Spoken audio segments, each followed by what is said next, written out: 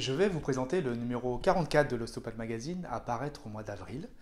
Ce numéro est composé de 3 parties. La première partie va vous faire voyager dans le temps, dans l'espace et aussi dans les dimensions.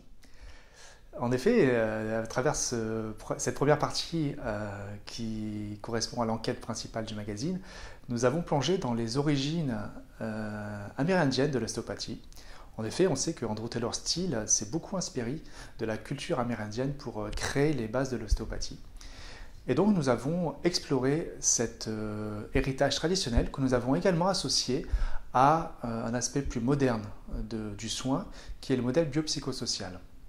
Alors pour voyager, nous avons suivi Raphaël Zegara Parodi, qui est ostéopathe et également enseignant-chercheur.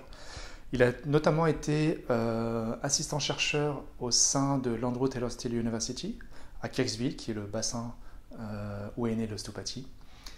Et donc, à travers ce reportage, on va essayer de comprendre comment on peut intégrer la spiritualité dans un traitement ostéopathique.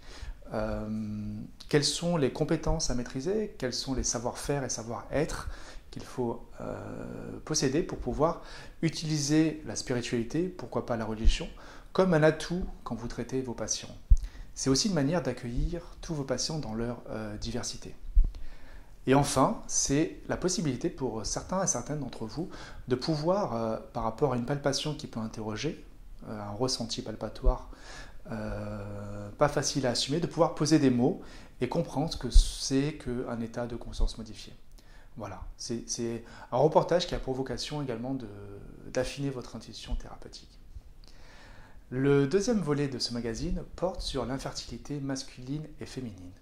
Alors pour ce reportage, nous avons suivi le symposium d'ostéopathie du collège ostéopathique de Bordeaux qui se déroulait au mois de mars. Alors l'organisatrice de ce symposium s'appelle Élise Bouissou et sa volonté c'était de réunir dans une même journée les expertises de professionnels d'horizons différents. Des gens qui sont très expérimentés dans la prise en charge des hommes et des femmes souffrant d'infertilité. Et donc on a pu assister aux conférences d'ostéopathes, d'urologues, de médecins, de gynécologues obstétriciennes, de psychanalystes. L'idée c'est de faire le tour de la question et de comprendre un peu toutes les causes possibles de l'infertilité, et elles sont nombreuses. Et la difficulté pour poser un diagnostic, c'est que ces causes se combinent entre elles.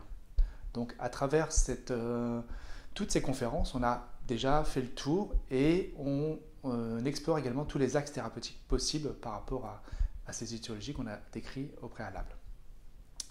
Enfin, la troisième partie de ce magazine va vous faire découvrir un outil qui est très peu utilisé chez les ostéopathes et pourtant qui devient accessible. Cet outil, c'est l'échographie.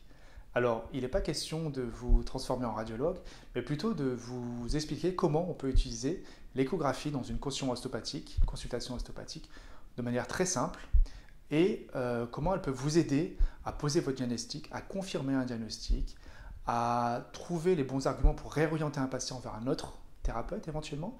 Et puis ça peut être aussi un outil pédagogique pour vos patients, leur montrer